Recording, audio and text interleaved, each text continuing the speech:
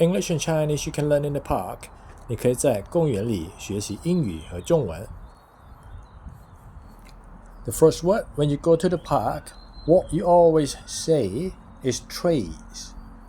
In Chinese is 树 In Thai ต้นไม้ trees 树ต้นไม้ There are a lot of trees in the park. 在公园里有很多树。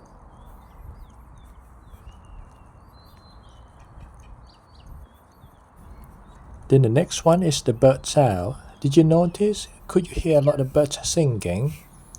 So bird sound or bird singing in Chinese is 鸟叫声 In Thai is เสียงนกร้อง公园里有很多鸟在叫。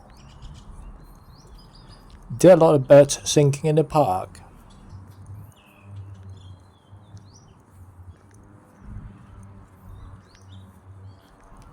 And the last word of the day is the bicycle lane or 自行车道 in Chinese.